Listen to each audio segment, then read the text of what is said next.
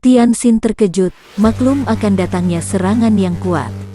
Cepat dia membalik dan menangkis sambil menggunakan tenaga Tihi Ibeng. Lepaskan. Giok Liancu terkejut bukan main, ketika melihat betapa lengannya melekat dengan lengan pemuda itu, dan betapa tenaga sinkangnya membanjir keluar dari tubuhnya, melalui lengan yang merapat dengan lengan pemuda itu. Melihat ini, Tian Hualosu juga cepat menamparkan ke arah kepala Tianxin. Pemuda itu miringkan kepalanya, dan menerima tamparan itu dengan pangkal lengannya. Lepaskan tanganku. Tian Hualosu juga berseru. Kedua orang ini sudah mengerahkan tenaga untuk menarik tangan mereka. Akan tetapi sungguh celaka, semakin besar mengerahkan tenaga, semakin hebat pula tenaga mereka membanjir keluar. Itu Tihi Ibeng, jangan kerahkan sinkang. Mendadak Tok Chiang Xianjin berseru keras. Cambuknya menyambar-nyambar lagi, kini cambuknya itu seperti burung mematuk-matuk mengarah ubun-ubun kepala, kedua mata dan bagian-bagian yang lemah lainnya. Menghadapi ini, Tianxin terpaksa berloncatan dan melepaskan dua orang yang melekat pada lengannya tadi. Akan tetapi, sebelum dia mampu mendesak Tok Chiang Xianjin, para tosu lain sudah mengurung dan mengeroyoknya. Juga Tian Hualosu dan Giok Liancu yang sudah marah sekali karena dipermainkan pemuda ini, telah maju mengeroyok sambil mengeluarkan senjata masing-masing. Bukan hanya mereka, bahkan kini banyak pula anggota Pek Lian Kau yang mengepung dan mendesaknya. Para anggota ini dikerahkan oleh Tok Chiang Xianjin yang tiba-tiba saja menghilang di antara banyak anggota Pek Lian Kau itu. Tok Chiang Xianjin manusia pengecut, jangan lari kau. Tianxin membentak marah, akan tetapi orang itu sudah menghilang, dan dia dikeroyok oleh banyak sekali orang. Tianxin mengamuk, akan tetapi, dia tidak mau membunuh orang karena dia tak merasa bermusuhan dengan perkumpulan itu, walaupun perkumpulan itu telah melindungi musuh besarnya. Dia tak begitu bodoh untuk menanam permusuhan dengan perkumpulan besar itu, sama saja dengan mencari penyakit. Sesudah musuhnya benar-benar lenyap, dia pun cepat merobohkan beberapa orang pengeroyok dengan angin dorongan kedua tangannya, kemudian tubuhnya mencelat ke atas genteng. Pek Lian Kau bukan musuhku, teriaknya dan dia pun berloncatan cepat sekali, kemudian menghilang di balik pohon-pohon di luar dusun itu. Giok Liancu melarang anak buahnya mengejar, sementara itu Tian Hualosu memberi perintah agar penjagaan lebih diperketat. Kemudian dengan hati kecil dan gentar, mereka ramai membicarakan kehebatan ilmu kepandaian pemuda yang terkenal dengan sebutan pendekar sadis itu, dan mereka pun bergidik.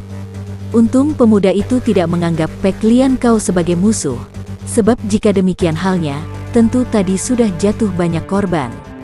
Sebaliknya mereka pun merasa tidak perlu bermusuhan dengan pemuda yang demikian lihainya, maka para pimpinan Pek Lian Kau itu lalu menganjurkan kepada Tok Chiang Xianjin untuk bersembunyi di kamar rahasia, dan jangan keluar dulu sebelum pemuda itu benar-benar meninggalkan daerah itu.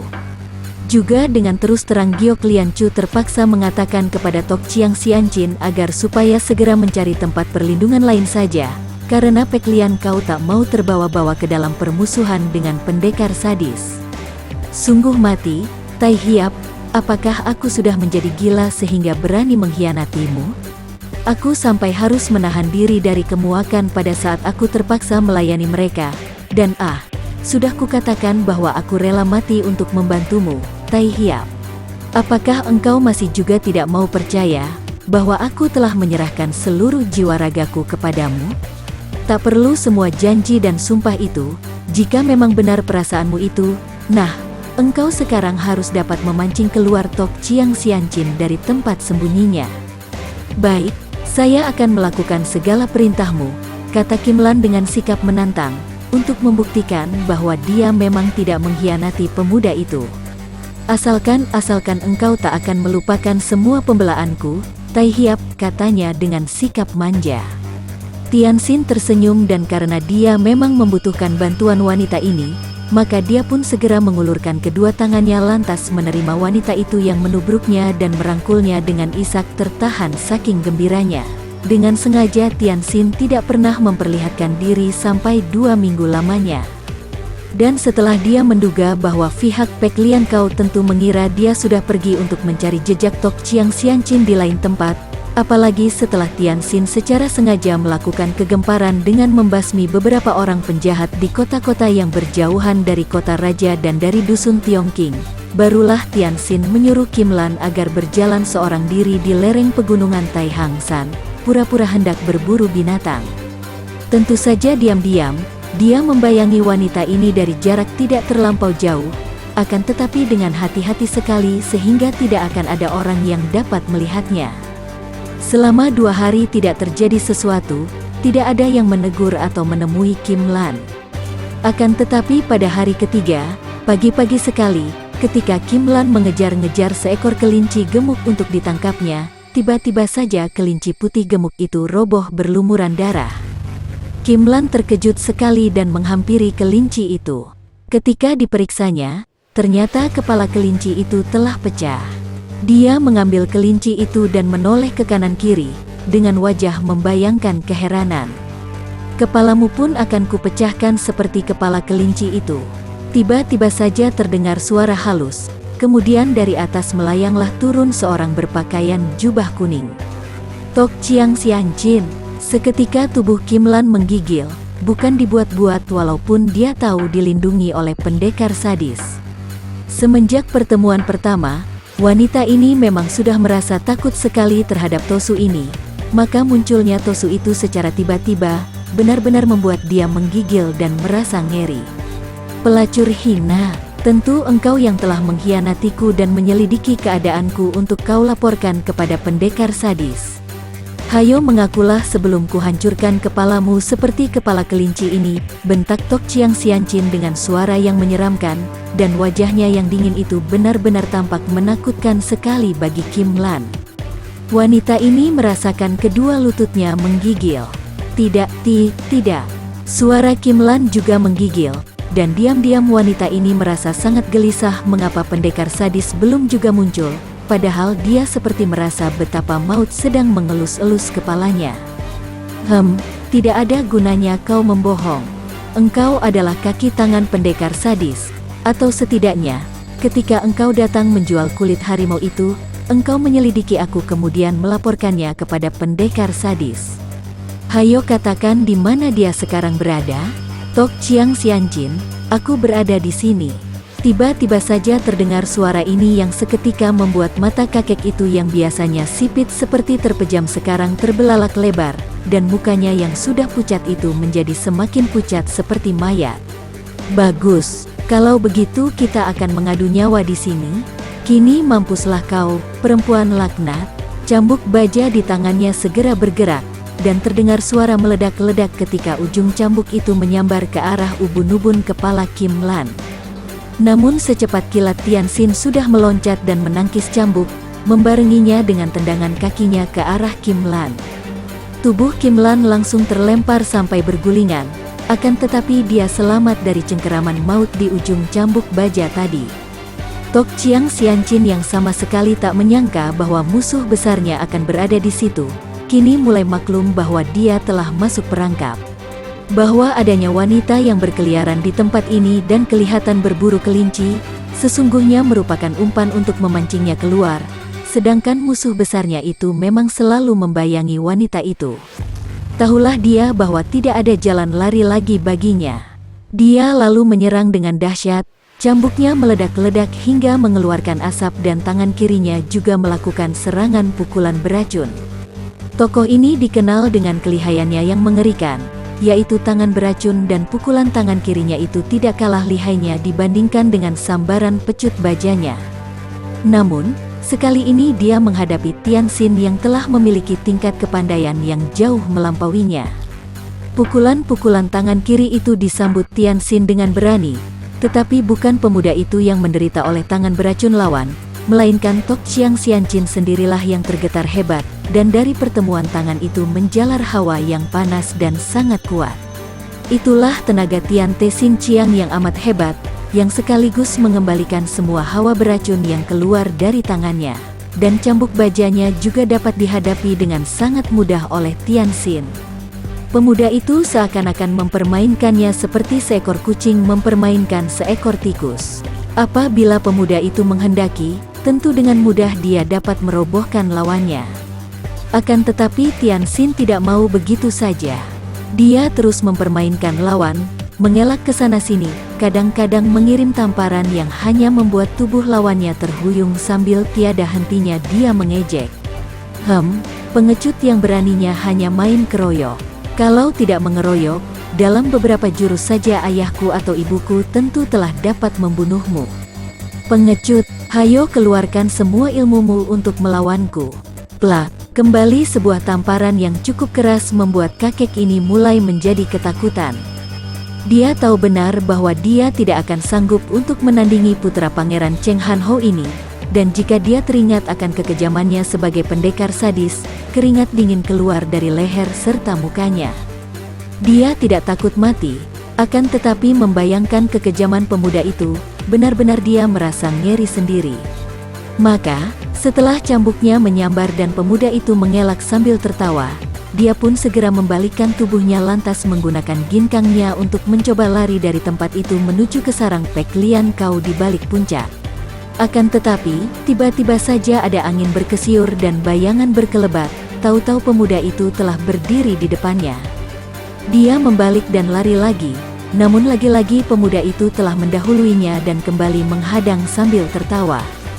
Akhirnya Tok Chiang Xianqin putus asa, dan untuk yang terakhir kalinya dia mengerahkan seluruh tenaganya, dan menyalurkan tenaga itu pada cambuknya, lalu menyerang sekuat tenaga. Cambuknya meledak dahsyat dan menyambar dengan totokan, ujung cambuk itu meluncur dan menjadi kaku menusuk ke arah leher Tianxin. Sungguh serangannya ini sangat hebat dan berbahaya sekali, sehingga Tianxin sendiri sampai terkejut.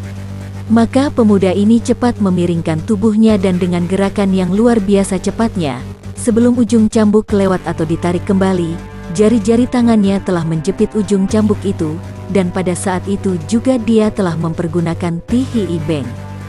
Daya sedot yang amat kuat menjalar melalui cambuk itu, sehingga pada waktu Tok Chiang Xianqin mengerahkan tenaga hendak membetot cambuknya, tenaga sinkangnya langsung membanjir keluar. Terkejutlah kakek itu, maka dia cepat melepaskan tenaga sinkangnya. Akan tetapi pada saat itu pula Tianxin telah menarik cambuk itu, sehingga terlepas dan terampas olehnya. Tangan kiri Tianxin bergerak memukul dan tubuh Tok Chiang Xianqin terpelanting keras. Habislah harapan kakek itu dan karena dia tidak ingin disiksa, dia sudah menggerakkan tangan kirinya ke arah ubun-ubun kepalanya sendiri. Akan tetapi, tiba-tiba dia terbelalak karena tangan kiri itu tidak dapat digerakkannya lagi. Dia cepat mencoba dengan tangan kanan, akan tetapi tangan kanannya tidak dapat digerakkan juga. Kiranya, dengan kecepatan yang luar biasa, Tianxin yang maklum bahwa lawannya itu hendak membunuh diri, telah mendahuluinya dan menggerakkan cambuk baja rampasan, menotok ke arah kedua pundak kakek itu sehingga membuat sepasang lengan kakek itu lumpuh dan tidak mampu digerakkan. Jangan mengira akan enak saja engkau menghabisi nyawamu sendiri, Tok Chiang Xianqin, Ciu Hek Lem. Terlalu enak bagimu, kata Tianxin sambil tertawa. Dari jauh, Kim Lan yang nonton pertempuran itu bergidik. Wanita ini sendiri bukan orang lemah dan sudah banyak dia melihat kekejaman yang dilakukan orang. Tapi menyaksikan sikap pendekar sadis, dia benar-benar bergidik dan hampir dia tidak berani melihat apa yang hendak dilakukan oleh pendekar itu terhadap diri Tok Chiang Xianqin. Bagaimanapun juga, ia semakin kagum melihat betapa dengan mudahnya pemuda itu dapat merobohkan lawan, bahkan mampu pula mencegah lawan yang hendak membunuh diri. Cheng Tianxin, aku sudah kalah olehmu. Kalau mau bunuh, bunuhlah. Siapa yang takut mati, bentak Tok Chiang Xianqin, bersikap galak dan berani, padahal dia menggigil kalau teringat bahwa dia sudah terjatuh ke tangan pendekar sadis yang sepak terjangnya telah banyak didengarnya itu. Ayah bundaku tewas dikeroyok ratusan orang lawan yang tidak seimbang, maka engkau pun harus mati dikeroyok. Apa maksudmu? Tok Chiang Xianqin kini tidak lagi menyembunyikan rasa ngeri dan takutnya, suaranya gemetar. Kau lihat saja nanti. Tianxin lalu menggerakkan cambuknya dan ujung cambuk yang panjang itu melibat tubuh kakek itu, Lantas diseretnya kakek itu menuju ke sebuah pohon besar yang agaknya memang sudah dipersiapkan oleh Tianxin untuk keperluan ini. Sebuah pohon besar dan di atas pohon itu penuh dengan semut-semut besar, semacam semut yang suka makan bangkai, semut yang ganas bukan kepalang, berwarna merah darah. Ketika melihat semut-semut itu, maka mengertilah Tok Chiang Xianqin sehingga dia pun mulai berteriak-teriak. Jangan bunuh saja aku. Akan tetapi, Tianxin hanya tersenyum saja. Kemudian cambuk rampasan di tangannya itu menyambar-nyambar, dan dalam waktu singkat saja seluruh pakaian Tosu itu sudah direnggut lepas, sehingga Tosu itu sudah telanjang bulat. Lalu cambuk itu beberapa kali menyambar, melecuti tubuh itu hingga pecah-pecahlah kulit tubuh itu, membuat guratan-guratan berdarah yang panjang. Dengan sabuk Tosu itu sendiri, Tianxin mengikat pinggang tubuh yang berdarah-darah itu dan menggantung tubuh itu di sebuah cabang pohon. Kemudian, dengan cambuknya dia melecuti sarang-sarang semut merah di cabang-cabang. Maka mengamuklah semut-semut itu sehingga akhirnya menemukan korban, yaitu tubuh Tok Chiang Xianqin. Mulailah mereka mengeroyok, menggigit dan Tosu itu tanpa malu-malu lagi menjerit-jerit, meronta-ronta, menangis dan minta-minta ampun. Akan tetapi Tianxin hanya tertawa saja. Semut-semut itu makin banyak berdatangan, menggigiti seluruh tubuhnya, bahkan mulai merayap sampai ke muka Tosu itu. Mula-mula Tosu itu dapat mengusirnya dengan tiupan-tiupannya, akan tetapi akhirnya dia kehabisan napas, sehingga mulailah semut-semut itu menggigiti dan menggerogoti kulit mukanya sedikit demi sedikit, hidungnya, bibirnya, pipi, mata, telinga. Tok Chiang Xianqin terus meronta-ronta, dan tangisnya merupakan lolong yang mengerikan sampai Kim Lan sendiri menutupi kedua telinganya sambil membuang muka, tidak berani memandang lebih lama lagi. Berjam-jam Tok Chiang Xianqin mengalami siksaan yang amat hebat, mati tidak, hidup pun tidak. Menjelang senja, setelah mengalami siksaan yang lebih dari setengah hari lamanya, akhirnya dia pun terkulai dan pingsan, mendekati mati. Tianxin lalu mempergunakan cambuk baja itu, diayun ke atas dan dengan pengerahan sinkangnya, cambuk itu pun menyambar laksana pedang, tepat mengenai leher tubuh itu sehingga putuslah leher Tok Chiang Xianqin. Dengan pakaian Tosu itu sendiri yang tadi telah dilucutinya dengan cambuk, dia membungkus kepala itu, lantas dengan cambuknya dia membelit tubuh tanpa kepala itu, menyeretnya secara kasar sambil berjalan pergi menuju ke sarang Pek Lian Kau. Tai Hiap, Kim Lan berseru, mukanya pucat sekali. Kau kembalilah dan tunggu aku di kuil tua, kata Tianxin dan wanita itu mengangguk, lalu pergi cepat-cepat dari situ dengan hati penuh kengerian. Pada keesokan harinya, gegerlah orang-orang Pek Lian Kau sesudah menemukan tubuh tanpa kepala, tubuh yang telanjang bulat dan rusak oleh gigitan semut-semut tergantung oleh cambuk baja di pintu gerbang Pek Lian Kau. Walaupun kepalanya sudah tidak ada dan tubuh itu sukar dikenal lagi, namun melihat cambuk baja itu, para Tosu Pek Lian Kau dapat menduga siapakah pula orangnya yang membunuh Tok Chiang Xianqin Chiu Hek Lem secara demikian sadisnya. Siapa lagi kalau bukan pendekar sadis? Akan tetapi karena Tok Chiang Xianqin bukan orang Pek Lian Kau, dan melihat kenyataan bahwa pendekar itu tidak membunuh seorang pun anggota Pek Lian Kau, maka mereka pun diam saja. Sementara itu, kota raja juga gempar ketika pagi hari itu orang-orang melihat ada sebuah kepala terpancang di atas menara istana. Orang hanya dapat menduga-duga siapa yang melakukan itu, akan tetapi ada beberapa orang Kang Ou yang mengenal bahwa kepala itu merupakan kepala milik Tok Chiang Xianqin, maka orang-orang pun bisa menduga bahwa pembunuhnya agaknya adalah pendekar sadis. Sementara itu, sesudah menggantung mayat di depan pintu gerbang Pek Lian Kau dan kepalanya di menara istana, Tianxin lalu kembali ke kuil kuno di mana Kim Lan sudah menantinya. Kim Lan terisak ketika menyambut pemuda itu dengan pelukannya. Kadang-kadang dia masih bergidik ngeri biarpun dia merasa girang sekali telah dapat mendekap lagi pemuda yang dikaguminya, dicinta, dipuja dan juga amat ditakutinya itu. Akan tetapi pada keesokan harinya, mereka berdua yang masih tidur tiba-tiba dikejutkan oleh suara halus dari luar kuil. Suara itu halus sekali, Akan tetapi juga sangat berwibawa. Pendekar sadis, keluarlah, kami hendak bicara denganmu. Tianxin juga mendengar suara itu. Dia mengulet lantas mengucek matanya. Tubuhnya terasa segar karena hatinya sangat puas sudah berhasil menewaskan musuh besarnya. Dia terkejut juga mendengar suara itu, akan tetapi sama sekali tidak memperlihatkannya. Bahkan ketika Kim Lan mengintai keluar, kemudian kembali dengan mata terbelalak dan sikap takut, dia malah tersenyum. Tenanglah, kenapa takut? Tai Hiap, yang datang adalah Wesio tua, Tosu dan 3 orang tua lain. Mereka kelihatan begitu berwibawa dan marah. Aku khawatir, Tai Hiap. Tenanglah dan berpakaianlah yang pantas untuk menemui tamu. Tianxin bangkit dan membereskan pakaiannya. Pendekar sadis, kami menanti, keluarlah. Setelah agak lama, terdengar lagi suara tadi. Tianxin mengajak Kim Lan keluar, dan dia melangkah dengan tenang sekali. Ketika tiba di luar, dia melihat ada 5 orang kakek yang berdiri di pekarangan kuil kuno. Seorang Wesio tua yang wajahnya kereng, memegang sebatang tongkat Wesio, jubahnya lebar dan berwarna kuning.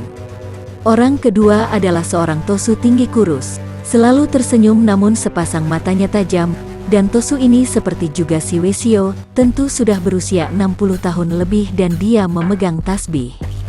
3 orang kakek yang usianya juga 60-an tahun, ternyata mengenakan pakaian biasa, seperti sastrawan, tetapi dari sikap mereka dan keadaan mereka, Tianxin dapat menduga bahwa mereka berlima itu tentu bukanlah orang-orang sembarangan, apalagi melihat sikap Wesio dan Tosu yang alim serta berwibawa itu, benar-benar jauh bedanya dengan sikap para pendeta Pek Lian Kao. Maka dia pun cepat menjura dengan sikap hormat dan berkata, "Enjiowi Lo Qianwei datang mencari saya, entah membawa keperluan apakah?" Tianxin memang pandai bersikap halus dan sopan. Tidak ubahnya seorang sastrawan muda yang tahu akan sopan santun. "Omi Tohut, betulkah si Cu ini yang dijuluki pendekar sadis?" tanya si Wesio tua sambil merangkap kedua tangan di atas dada, sedangkan tongkatnya bersandar di pundaknya.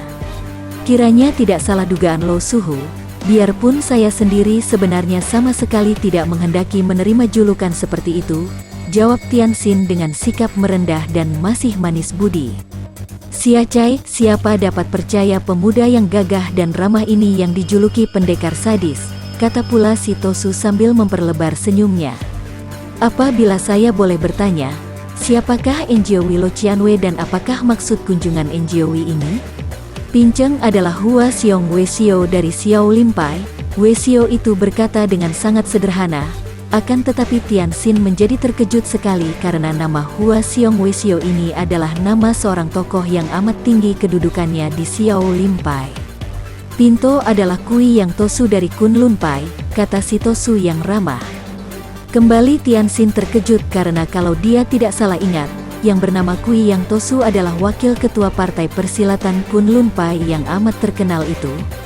"Kami bertiga adalah Santung Sam Loheng, sahabat baik dari mendiang Toan Ong ya," kata salah seorang di antara 3 orang tua gagah itu.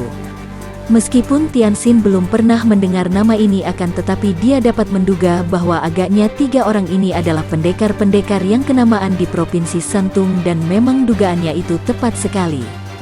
"Pinceng juga mengenal baik Toan Ong ya," kata pula Wesio Xiao Limpai itu. "Pinto banyak berhutang budi pada mendiang Toan Ong ya," sambung Tosu Kunlun Pai. Diam-diam, Tianxin merasa tidak enak hati.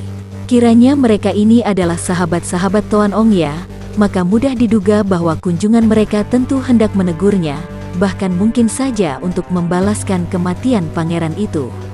Akan tetapi, karena dia merasa yakin sekali akan kebenarannya, bahwa pembunuhan yang dilakukannya terhadap Toan Ong ya itu adalah akibat kesalahan pangeran itu sendiri, maka dia bersikap tenang dan tidak merasa takut sedikit pun juga. Agaknya hal ini terlihat oleh 5 orang kakek itu, dan mereka pun diam-diam amat kagum. Pendekar sadis ini selain masih muda, tampan, gagah dan halus budi, sopan santun, juga ternyata memiliki nyali yang amat luar biasa. "Ah, kiranya Enjiowi Lo Qianwei adalah sahabat-sahabat baik mendiang Toan Ong ya. Jika begitu, Agaknya kedatangan NJOW adalah karena saya sudah membunuh pangeran itu, bukan? Tanyanya dengan jujur, tanpa membuang waktu lagi. Bagi teman-teman yang menyukai video ini, silahkan subscribe, share, and like. Jangan lupa nyalakan bunyi loncengnya untuk mendapatkan video-video terbaru dari kami, agar kami terus bersemangat dalam membuat video-video yang menarik. Mohon maaf kalau masih banyak kesalahan di sana-sini. Semoga kedepannya kami bisa lebih baik lagi. Terima kasih.